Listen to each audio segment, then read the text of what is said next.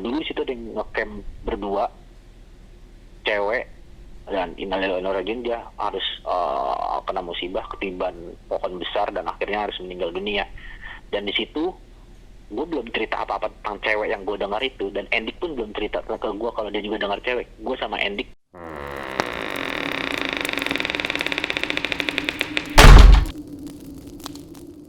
dan semuanya udah lumayan lega, udah benar-benar teplong gitu. Kita ngerasa akhirnya kita ketemu nih yang namanya perkampungan, ketemu yang namanya kehidupan nih. Kehidupan. Sampai Peradaban.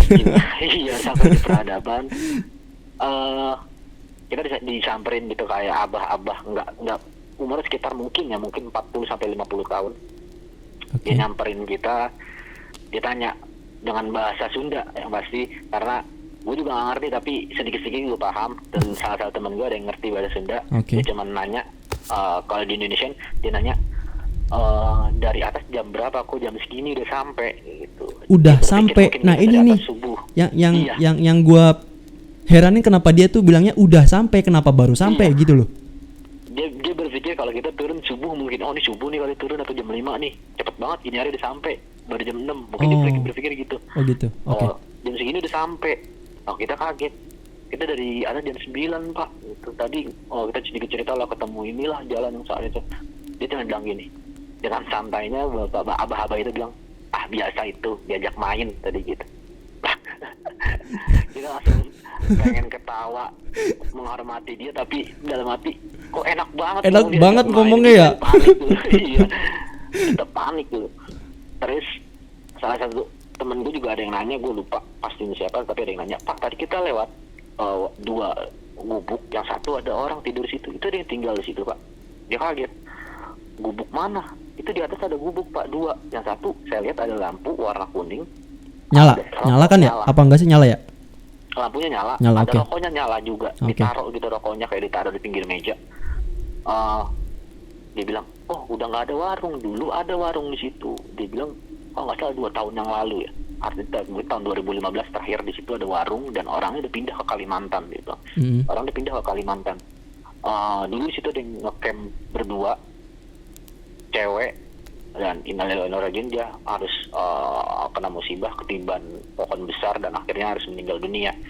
Dan di situ gue belum cerita apa-apa tentang cewek yang gue dengar itu, dan Endik pun belum cerita ke gue kalau dia juga dengar cewek. Gue sama Endik cuma main lihat-lihatan dan bilang, bener yang tadi. Kita cuma senyum, tapi kita Sama-sama ngerti lah ya, paham gitu. sama-sama ngerti, bener yang tadi. Jangan-jangan Nah, nih itu gitu. Iya, jangan, udah pikiran dicampur aduk lah di situ. Jadi kita sedikit cerita lagi, sharing-sharing dengan abah itu. Artinya ya nggak apa-apa, yang penting udah selamat sampai di sini. Akhirnya selesai kita istirahat sebentar di situ, karena warungnya di Cibungar juga belum buka karena masih jam 6. Kita turun langsung ke pos registrasi di Desa Linggarjati itu. Di pos kita bersih-bersih, kita makan, kita ketemu sama satu pendaki, 2 pendaki, masih belia, masih kayak anak SMA gitu. Kita tanya, berdua doang? Enggak, bertiga. Terus satu lagi mana? Satu lagi masih di atas katanya. Jadi ceritanya mereka bertiga naik terus turun, yang 2 jalan duluan, yang sendiri satu ini jalan di belakang, dan sampai di Lung Datar katanya dia udah mulai kepisah. Di Lung Datar kepisah dan headlampnya mati sendiri. Dan pada saat kita sampai di pos Cibunar, di pos Linggarjati itu, tim dari Ranger pos Linggarjati masih terus mencari keberadaan si anak yang hilang itu. Sendiri Dan dia itu, ya hilangnya. Dia sendiri. Aduh. Kabarnya sih nggak lama dari itu udah ketemu, tapi gue nggak tahu pastinya. Dari situ gue berpikir positif, mungkin aja kalau kita lewat pos Lung Datar yang lama, yang pos Lung Datar yang kita naikin pada saat naik nih, yang kita kata pada saat naik, yang posisinya luas, mungkin aja bisa jadi kita yang disesatkan di situ. Yang sebelah kiri kan ya? Jalan sebelah kiri kan ya? Mungkin aja kita yang kena apa namanya, kena musibah itu gitu. Kena musibah itu. Kita dalam hati kita juga istighfar karena kita udah dibuat seperti itu, tapi dalam hati kita bersyukur juga, mungkin ini Allah mungkin jalan lain untuk menyelamatkan kita. Dan dari situ ada beberapa teman-teman nih sebetulnya jujur aja nih ya Mas, cerita itu kan udah saya take down dari postingan Instagram saya, dan saya udah ngomong sama, awalnya itu postingan itu saya share di Urban Hikers. Iya, Kalau urban hiker bener. di Urban Hikers saya share, dan saya tanpa izin tuh sama anak-anak dulu, saya sekedar cerita sama Urban Hikers lalu posting. Dan kalau Mas baca di situ ada Angger yang Ya, posisinya Angger. setelah apa namanya, setelah melakukan pendakian itu nggak nongol, bener-bener kayak ngilang gitu aja. Dia pun diajak ngobrol selama di Pos Cibunar, di Pos Linggarjati, agak sedikit kayak masih nggak percaya ada di situ, kayak masih gimana ya, Pikirannya pikirannya kemana kayak- aja gitu ya? Iya, kayak pikirnya masih kabur. Dan ketika saya share di Urban Hiker, dia sedikit menyayangkan, kenapa lu share nggak ngomong ke gua dulu. Tapi gua kasih pengertian bahwa ini gua bukan ajang sok pamer, Ger. Gua bukannya mau cerita tentang kita kesesat, gua nggak ada bangga kesesat, tapi dengan cerita gua ini mungkin aja ada teman-teman yang mau ke Linggarjati duluan, hal-hal negatif yang kita lakuin sekarang nih, kemarin di Ciremai. Gua harap sih teman-teman yang lain nih bisa ngambil contoh, jangan ngikutin kita nih, kita terlalu kita terlalu barbar, kita terlalu berisik, terlalu omongan kita nggak dijaga. Iya, supaya teman-teman kejadian yang sama tidak tertimpa di tim yang lain gitu ya, atau pendaki yang benar lain banget gitu. itu harapan gua.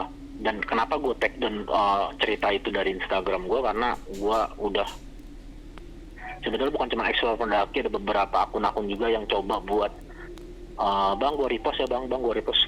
Dan itu waktu itu 2018-2019 cerita horor di gunung itu lagi naik-naiknya, Iya benar. dan gua nggak mau nimbulin stigma negatif bahwa gunung itu tempat yang angker. Sebetulnya bukan tempatnya angker, tapi cara kita bertamu di tempat Oke, itu benar, atau benar. tidak.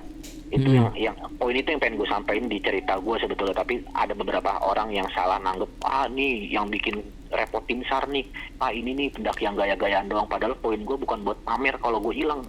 Bahkan gue nggak hilang di situ, gue hanya berbagi cerita bahwa ini loh, gue barbar, gue manajemen perjalanan gue hancur, dan gue ngerasain hal ini. Gue pengen teman-teman Jangan kayak sampai- gue gitu. jangan cukup gue aja. Heeh. Cukup lu baca cerita Mm-mm, gua, lu benar, ambil benar. pelajarannya, lu ambil positifnya, yang jelek-jelek nggak usah lu ikutin, kayak gitu aja. Iya. Tapi alhamdulillah gua ronding lagi sama teman-teman, katanya udah nggak apa-apa aja kalau ada orang yang mau coba angkat ceritanya lagi, nggak apa-apa buat pelajaran sama-sama. Dan akhirnya teman-teman setuju semuanya gitu. Oke. Nih yang mau gue tanyain, sampai sekarang sifatnya si Angger itu masih kayak gitu apa gimana? Alhamdulillah terakhir kita 2019 gue sama Angger udah naik lagi ke Pangrango dengan kondisi yang sangat mungkin dia kangen lama nggak naik gunung. Berarti 2 tahun dia nggak naik gunung, dia kangen banget, dan akhirnya kita berhasil membujuk dia buat naik lagi kita, tapi dengan pelajaran bahwa apa yang kita lakuin di Ciremai jangan kita ulangin lagi. Cukup di Ciremai aja. Kira teman-teman punya punya pelajaran khusus, pelajaran tersendiri nih. Gua nggak boleh barbar lagi kalau di gunung nih. Gua harus ada etika kalau pada saat bertamu di tempat lain lah, bukan di tempat kita kan tamu di situ gitu. Iya. Satu lagi, dari base camp Linggarjati sendiri emang nggak disediain map apa gimana gitu, Mas? Seperti yang kita ketahui ya, standar maps yang ada di pos pendakian hanya sekedar pemberitahuan pos 1, pos 2 sekian, dan jalurnya pun hanya sekedar garis yang intinya tidak ada tanda-tanda medan yang bisa kita kenali di lapangan kan.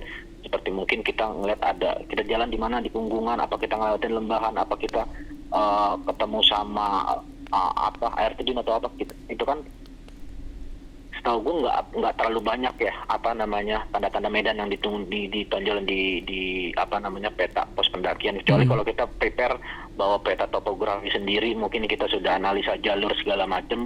Iya. Mungkin itu bisa lebih memaksimalkan perjalanan mungkin ya. Iya, dan benar-benar mantap sekali ceritanya ini. Waduh, gue juga ya ini nih, maksudnya dengan gue ngulik cerita dari narasumbernya langsung, gue jadi tahu gitu ceritanya sebenarnya kayak gimana. Dan dari ada salah satu narasumber yang gue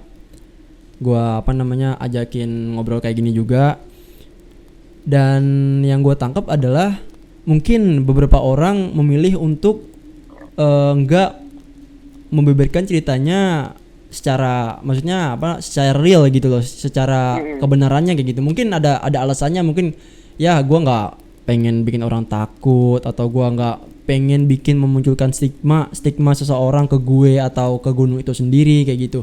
Dan gue temuin di lu juga, Mas.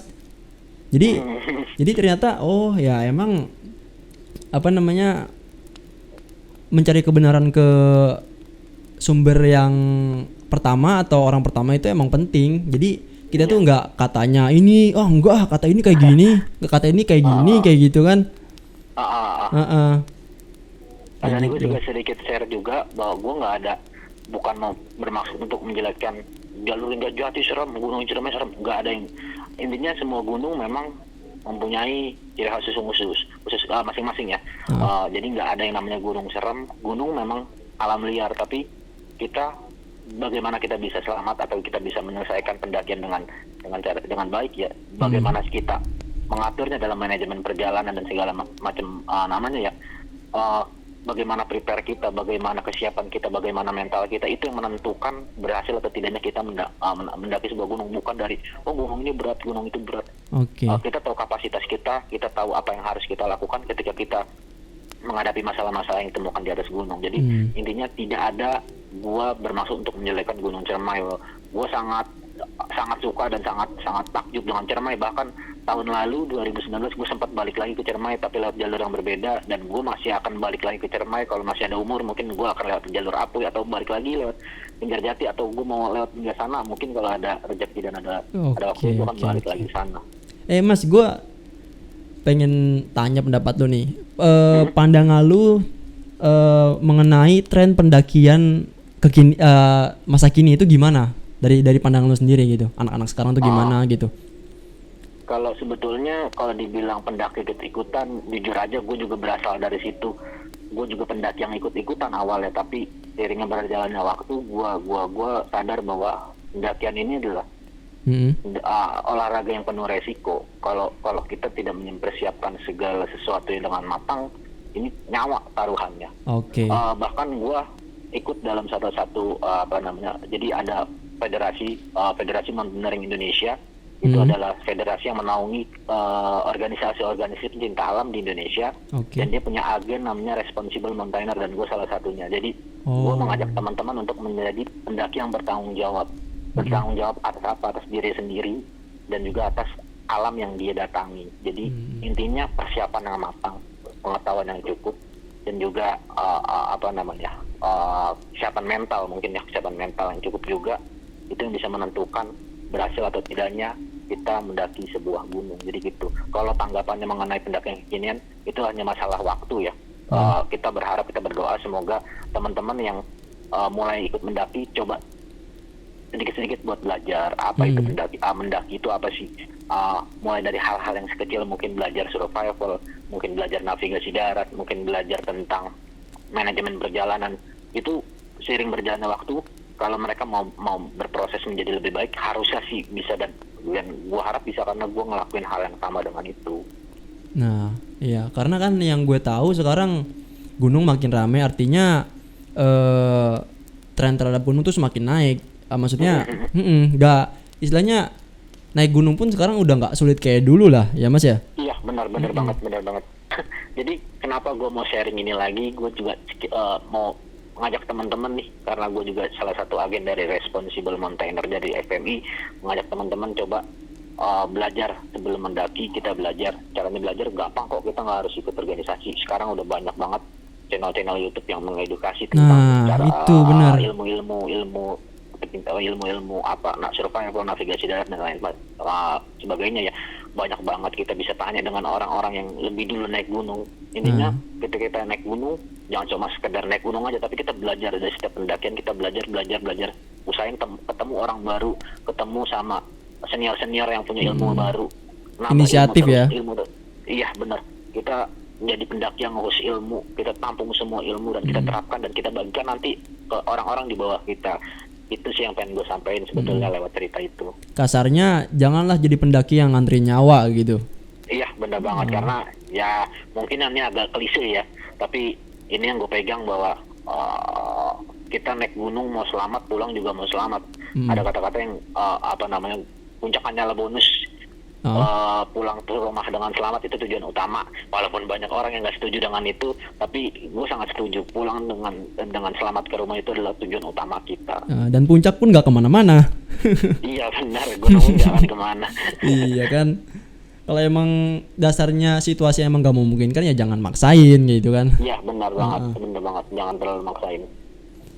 Oke, wah, gua dapat pembenaran cerita dan ilmu juga nih dari lu Mas nih. Wah, mantap sekali. Sama-sama sharing-sharing aja kita. Iya. Nanti kalau ada waktu mungkin kita bisa ngobrol lebih santai lagi, kita ketemu, kita ngobrol-ngobrol mungkin kita ngobrol di alun-alun Surya Kencana mungkin. Wih, ini yang gue tunggu nih. Nungguin corona hilang. Nungguin corona hilang baru kita mau bisa naik. Iya benar. Aduh, gue juga udah kangen, udah lama. Gue terakhir mendaki itu di Gunung Prau waktu itu sama teman-teman gue. Itu teman-teman PT. Oh iya, ini lu asli mana Mas? Kalau gue tinggal di Depok, tapi kalau untuk anak-anak sendiri dari Jakarta Selatan. Oh, dari Depok, Jakarta Selatan. Oke. Gue sendiri di Jakarta dan teman-teman gue itu anak rantau semua, kebanyakan gitu kan. Anak-anak ya biasa anak-anak PT kan, anak-anak rantau. Jadi kebetulan yang ya nggak dibilang sering sih, yang maksudnya yang udah beberapa kali naik gunung itu gua. Makanya gue pengen ngajakin teman-teman naik gunung. Maksudnya pengen kenalin lo alam tuh kayak gini loh, kayak gitu. Iya. Ayolah jangan di PT terus, kita coba coba kita lihat alam tuh kayak gimana ya gitu. Iya benar. Dan akhirnya ya itu terakhir kali kita mendaki sama teman-teman itu. Oh iya, sorry, dari sebelumnya pun udah pernah dari teman-teman PT ke Gunung Gede gitu kan. Nah, dari pengalaman itu kita berhasil, makanya kita ngajakin lagi ke Gunung Prau itu. Gitu. Mantap. Kalau ada orang-orang mengeluh tentang gunung semakin ramai, ya kenapa enggak? Toh menambah pemasukan orang-orang di kaki-kaki gunung juga, tempat wisata jadi ramai. Iya. Kalau kerusakan alam tergantung dari manusianya sih. Kalau kita bisa menjaga, kita bisa merawat, kita tahu etikanya, ya alam kita juga akan bisa kita jaga dengan baik mungkin. Benar. Oke Mas Reza, gue makasih banget nih udah mau siap. Di-sharing ceritanya yang bener-bener excited banget gue sama cerita lu Mas. Siap.